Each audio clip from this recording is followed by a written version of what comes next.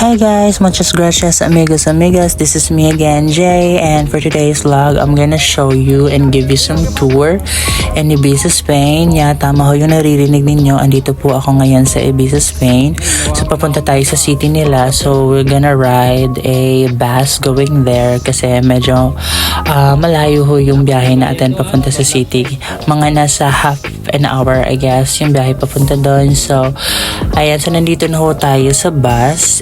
And as you can see naman guys, ang ganda ng view ng city nila. So may mga bahay dyan, mga gandang bahay. At saka napapilibutan ho yung Ibiza ng dagat. So, and some told me also that marami daw mga Hollywood celebrity o mga sikat na tao na nakatira dito sa Ibiza. So, ayan. So, we will check and yeah, give you some tour with this beautiful place. And ayan, so this is my outfit for today. Kasama ko pala yung mga kaibigan ko, si Carl at saka si Bryle at the back. So, ayan. Ako yung Disney princess nila for today's video. So, ayan. So, nagbabiyahe pa din tayo papunta sa city. And this is me, guys. Ayan, GGSS na naman ako sa sarili ko. Ayan. So, ayan yun na. So, this is the only thing that could fulfill my fantasy being GGSS. So, ayan. So, this is my outfit. Simple lang siya. Pero parang, you know, like, it's like a K-pop vibe, something like that. So yeah, wearing some pearls and yeah, this blue outfit I have. So ayun, so GGSS lang. Ayun, so wala kayong magagawa dyan, manood na lang kayo. So anyway guys, so nandito pa din tayo sa loob ng bus, nagbabiyahe pa din. So as you can see, the structure of the houses and everything, yung mga hotels dyan, ang gaganda. Tsaka ang linis din ng lugar nila ha, as you can see, ayan. So ito yung daan nila guys, wala kayong makikita mga baso-basura dyan, ang ganda. And alam nyo ba, ang ganda dito pag gabi kasi marami nagpa-party dito. Ang daming partying nagaganap dito. So, this is me again guys. Nandito pa din tayo sa bus. Ayan. So, mag-i-emote muna ako dito. So, wala kayong magawa. Manood na lang kayo. Ayan. So, diba? GGSS pa din tayo dito. Sino ka dyan? Ayan. So, diba? This is my outfit. Wearing this perlas ng silanganan para, diba, represent pa din yung Pilipinas dito guys kahit nasa ibang bansa tayo. So, this is my, you know, my blue outfit, my, you know, ano pa bang meron dyan, diba? Yun lang, ito lang ako, maganda, diba? Wala kayong magagawa dyan, maganda talaga ako. Nag-iimot ako dyan kasi, diba, may mga apam sa loob ng bus. So, malay mo, diba, maharbat tayo, ano na tayo, European visa, diba? Ayan, so, dumating na talaga kami dito sa, sa city nila. So, ayan, si Bar at saka si Carl, naglalakad sila. So, pumunta na kami doon sa sa city nila. So as you can see, ayan, so di naman sila magwapo, chares lang. So ayan, so nandito sila. So may mga food stall dito, tsaka mga kainan na mga, diba, yung mga nabibili lang sa gilid-gilid. So ayan yung nila, parang mini park or something. Tsaka yung mga bahay dyan na nagkukumpulan sa itaas, mga buildings. Tsaka dito sa gilid may mga madaming dyan. Ang daming mga bilihan dito, ang daming mall, ang daming, diba, mga dito, mga anything, mga abubot.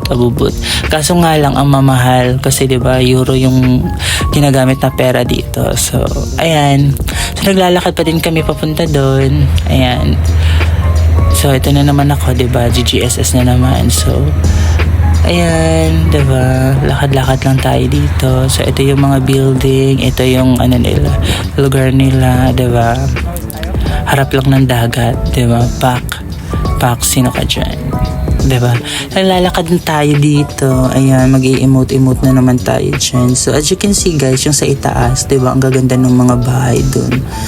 Ayan, so yung mga structure ng building nila. And ito sa gilid pala guys, parang siya, parang antayan siya ng taxi or bus dito. So ayan, so naglalakad kami dito. And actually we were just going to the yung mall nila kasi magsha-shopping galore kami, and we will just try also to eat the famous kebab dito. Para siyang shawarma or something. Ewan ko. Basta ang sarap niya guys. Ayan, so mag-order kami doon. So tatawid tayo dito sa kabilang kanto. Kasi nandun yung ano doon, kainan sa kabilang kanto. Ayan, so ito guys, may mga ano dito, mga bilihan dito. Ayan, so nandito na kami sa kainan na to. So nag-order kami dito. So yung in-order namin dito is parang ano siya, yung kebab nga. Ayan. So yung nabayaran namin dito almost 11 euro including the soft drinks. So mga nasa ano na yan siya sa Pilipinas, mga 600, 700, diba? Mahal ng mga bilihin dito guys. Di ka mabuhay dito pag wala kang pera. Diba? So ito yung mga ano nila, mga sahog-sahog nila sa kebab. Ayan. So ito pala yung kinainan namin sa Cappadocia Kebab and Pizza, diba?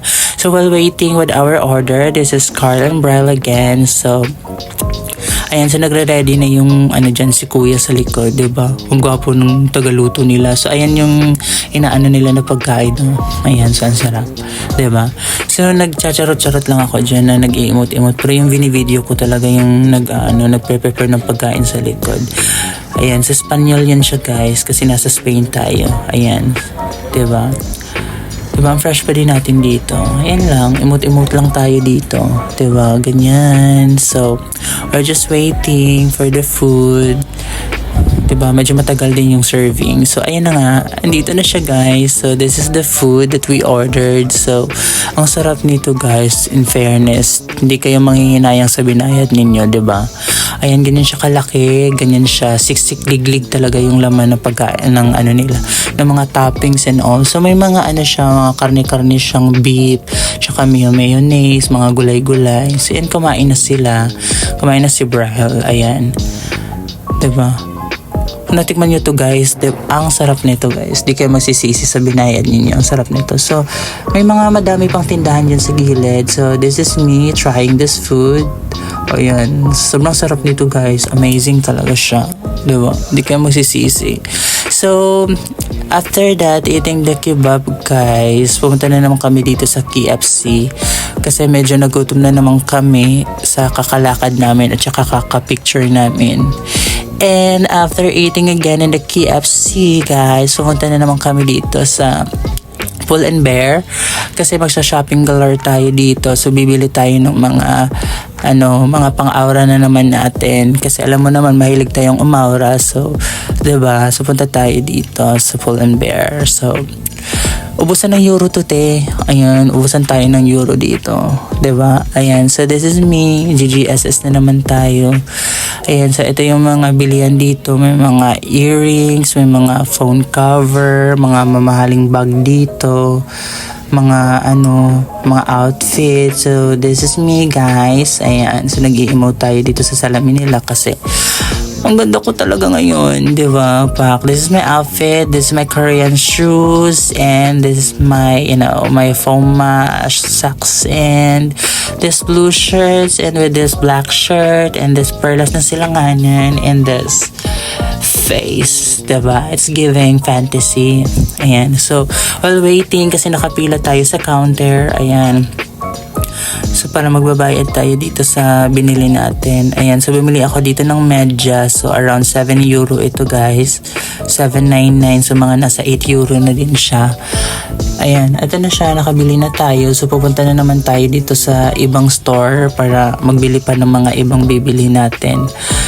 Ayan. So, diba, imot na imot ang bakla, medyas na lang pala yung binili doon sa Pull and Bear. Pero may bibilihin pa tayong ibang mga pang shopping doon sa ibang store. Bumili ako dyan ng mga makeup, mga outfit. Di ko lang na ipakita yung iba. So, ayan, so nandito na naman tayo sa Zara. So, bibili tayo dito ng mga pabango. As in guys, authentic talaga yung pabango dito. Kaso nga lang nasa mga 20 euro to 30 euro yung dito. Na, I'm planning pa naman na parang bibili ako na madaming dito, madaming pabango, tapos ibebenta ko sa Pilipinas.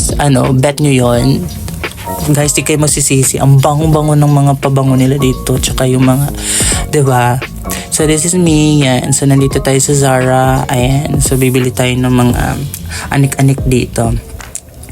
Ayan, sa GGSS pa din tayo dito. Wala akong pakialam sa mga tao sa likod dyan. Basta, ganda-ganda ako sa sarili ko dito. Ayan, pak. So, yan guys. After buying all the things from that store, we are here at this, you know, like, parang ano siya, ice cream store. So, bibili kami dito. So, ito pala yung ano, yung area ng ano, Evisa. Ayan. So, pasok tayo dito. So, namimili sila ng, ano, ng ice cream. Nakakainin namin dito. So, yung ice cream nila dito, guys, 5 euros siya. Isang cup lang. Yan lang. Bye.